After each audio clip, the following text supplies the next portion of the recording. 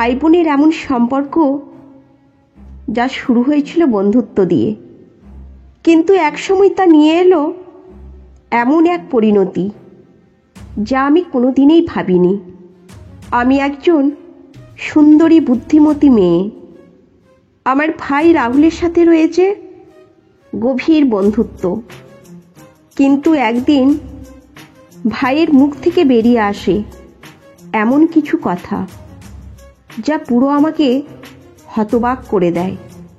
আমি নিজের ভাইকে সঠিক পথে রাখার জন্য সেই কাজও করতে বাধ্য হয়, যা আমাকে একদম অন্যরকম জীবনযাপন করতে বাধ্য করলো। বন্ধুরা, ভিডিওটি সম্পূর্ণ দেখুন, কারণ এই গল্পের প্রতিটি মুহূর্ত আপনাকে আবেগে ভাসিয়ে নিয়ে যাবে। সাবস্ক্রাইব করতে ভুলবেন না, আর গল্পের শেষে আপনার মতামত জানান। তো চলুন আজকের এই রোমাঞ্চকর গল্পের যাত্রা শুরু করা যাক। আমার নাম প্রতিমা। আমি প্রাইমারি স্কুলের শিক্ষকের জন্য পরীক্ষা দিয়েছি। আমাদের পরিবারের মোট 4 জন সদস্য রয়েছেন। আমি, আমার ভাই এবং আমার মা বাবা। আমার বয়স এখন 25 বছর এবং আমি আমার শরীরকে ভালোভাবে মেনটেন করি।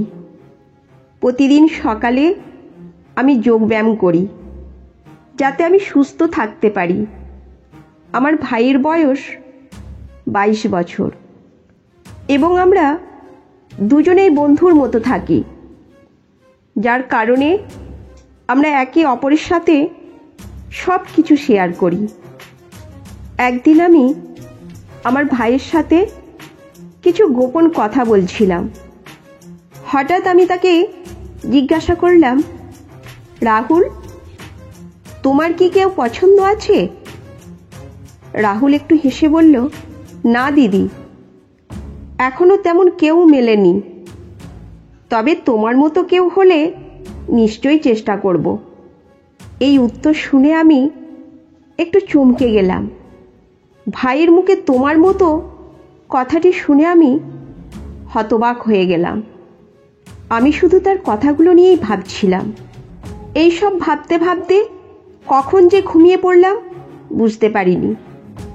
যখন ঘুম থেকে উঠলাম তখন দেখলাম বাড়িতে কেউ নেই। হয়তো মা ও রাহুল এখনো ফেরেনি। তারপর আমি বাথরুমে গিয়ে গোসল করতে শুরু করলাম।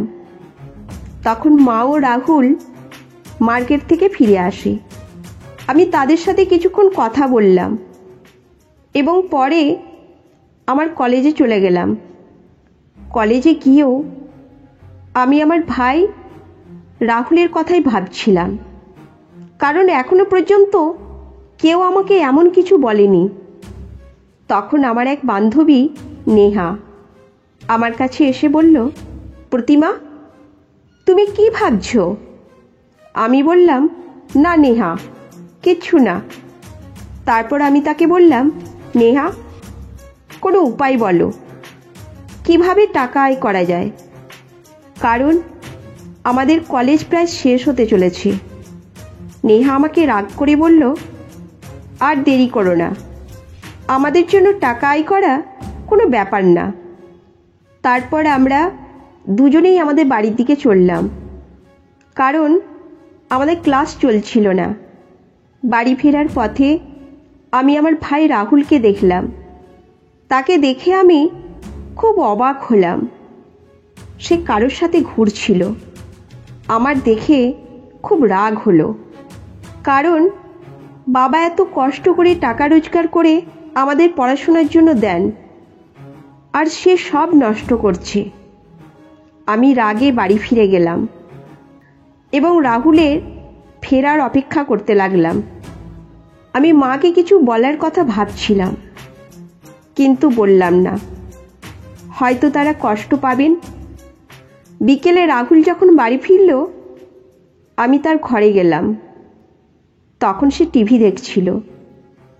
আমি তাকে জিজ্ঞাসা করলাম, রাহুল, তুমি কেন ওইভাবে বাজারে ঘুরছিলে? তাদের সাথে থেকো না, তারা তোমাকে নষ্ট করে দেবে। সে বলল, না দিদি, আমি তাদের সাথে ঘুরতে মজা পাই। এখন না ঘুরলে আর কখন ঘুরবো? সে আমার উপর রাগ দেখালো। আমি তাকে অনেকবার বোঝানোর চেষ্টা করলাম যে এসব বন্ধ করো, কিন্তু সে মানল না। অনেক চেষ্টা করার পর সে বলল, ঠিক আছে, আমি তাদের সাথে ঘুরবো না, কিন্তু আমার একটি শর্ত আছে। যদি তুমি সেটা মানো তবে আমি তাদের সাথে থাকা ছেড়ে দেব। আমি বললাম, হ্যাঁ বলো, কি শর্ত? রাহুল সঙ্গে সঙ্গে বলল, যেভাবে তারা আমার সাথে ঘুরে, এখন থেকে তুমি আমার সাথে ঘুরবে এবং আমার প্রয়োজন মেটাবে। আমি বললাম, না, এটা সম্ভব নয়। আমি কেন তোমার সাথে ঘুরব? তখন রাহুল বলল, তাহলে ঠিক আছে, আমাকে বোঝানোর চেষ্টা করো না। আমি যা করছি সেটা আমি করবই। তখন আমি বললাম, ঠিক আছে, সন্ধ্যায় ভেবে জানাবো। এই বলে আমি তার ঘর থেকে বের হয়ে আমার ঘরে চলে গেলাম এবং বসে বসে ভাবতে লাগলাম। এখন আমি সম্পূর্ণরূপে বুঝতে পেরেছিলাম যে আমার ভাই আসলে কি চায়। তার কথাগুলো ভাবতে ভাবতে আমার টেনশন অনেক বেড়ে গিয়েছিল। আমি কখনো ভাবিনি যে আমার ভাই এমন কিছু করার কথা ভাবতে পারে। আমি তো ভেবেছিলাম আমার ভাই খুব ভালো ছেলে এবং ভবিষ্যতে সে আমাদের পরিবারকে ভালোভাবে সাহায্য করবে, কিন্তু এখন মনে হচ্ছে সে আমাদের জীবন নষ্ট করতে চাইছে। এই সব ভাবতে ভাবতে আমি ঘুমিয়ে পড়লাম। সকালে ঘুম থেকে উঠে রাহুলের ঘরে গেলাম। প্রথমে তাকে অনেক বোঝানোর চেষ্টা করলাম, কিন্তু সে আমার কোনো কথাই শুনছিল না। এরপর আমি বললাম, ঠিক আছে রাহুল, তোমার শর্ত আমি মেনে নিচ্ছি, কিন্তু চলো আগে আমরা শপিংয়ে যাই। তারপর আমি তাকে বললাম, এই ব্যাপারটা কেউ যেন জানতে না পারে এবং আজকের পর তুমি আর কারোর সাথে ঘুরবে না। সে বলল, ঠিক আছে, আজ থেকে তুমি যা বলবে আমি তাই করব। আমার ভাইয়ের সাথে কথা বলে আমি সেই লোকদের সাথে কথা বলতে গেলাম যাদের সাথে রাহুল ঘুরছিল এবং তাদের ভালোভাবে বুঝিয়ে দিলাম। তারপর বাড়ি ফিরে মায়ের সাথে গিয়ে নাস্তা তৈরি করতে লাগলাম, কারণ আজ রবিবার ছিল, আমাদের কোথাও যেতে হয়নি। তারপর বাবা, রাহুল এবং আমি একসাথে নাস্তা করলাম এবং পরে আমি আর রাহুল শপিংয়ে গেলাম। শপিংয়ে গিয়ে রাহুল আমাকে কিছু কাপড় কিনে দিল এবং নিজেও কিছু কাপড় নিল। আমি মায়ের জন্য একটি শাড়ি কিনে নিলাম। তারপর শপিংয়ের শেষে আমরা একটি রেস্টুরেন্টে গিয়ে খাওয়া দাওয়া করে বাড়ি ফিরে এলাম। সন্ধ্যা হলে রাহুল আমাকে বলল, এখন তোমার শর্ত পূর্ণ করার পালা। আমি তখন শর্ত অনুযায়ী কাজ শুরু করলাম। সেই দিন থেকে আমি এবং রাহুল একদম স্বামী স্ত্রীর মতো থাকতে শুরু করলাম। আমি তার একদম স্বামীর মতো যত্ন নিই এবং সে আমার একদম স্ত্রীর মতো যত্ন নেয়। এরপর আমাদের জীবনে যা হওয়ার কথা ছিল তা হয়ে গেল। আমার ভাই এখন অনেক বদলে গেছে। সে আর কারোর সাথে ঘুরে বেড়ায় না, শুধু পড়াশোনা করে এবং বাড়ি ফিরে আমার সাথে স্বামী স্ত্রীর মতো থাকে। আমরা সুখে শান্তিতে থাকতে শুরু করলাম।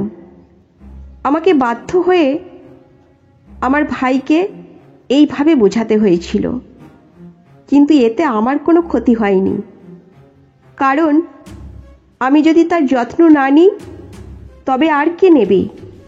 প্রায় 4 মাস পরে আমার স্কুল শিক্ষকের চাকরির নিয়োগপত্র এলো এবং আমি সেখানে কাজে যোগ দিলাম।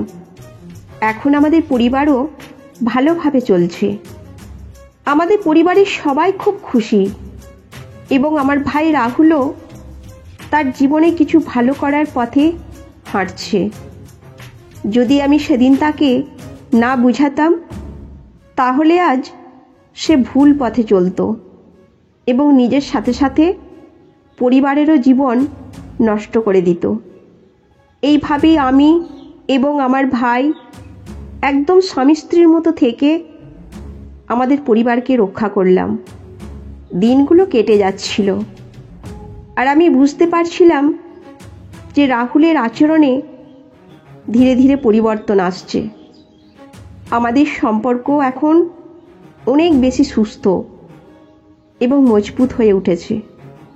আমি রাহুলকে সবসময় সঠিক পথে চলার পরামর্শ দিই আর রাহুলও এখন আমার কথা শুনে তার জীবনকে নতুনভাবে গড়ে তুলতে শুরু করে।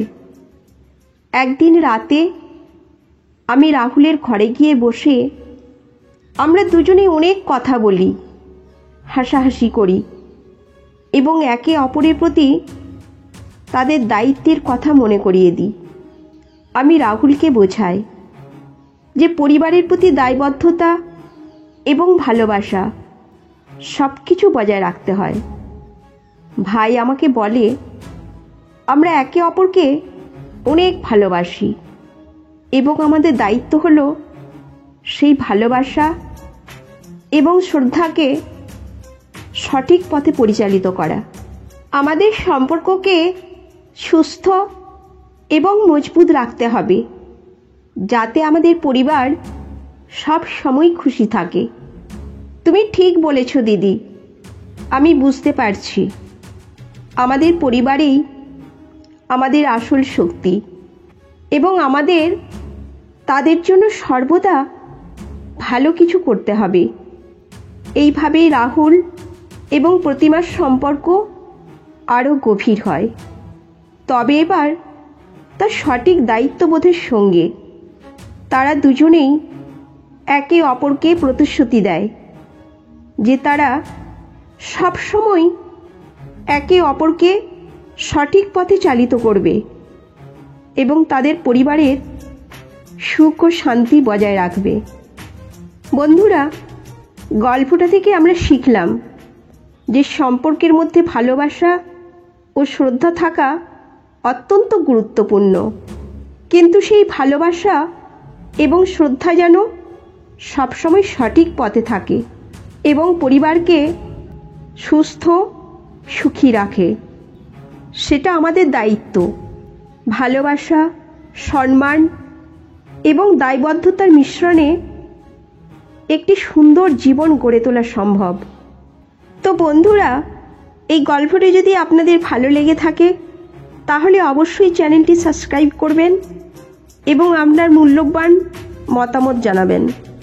ততক্ষণ পর্যন্ত ভালো থাকুন, সুস্থ থাকুন। ধন্যবাদ।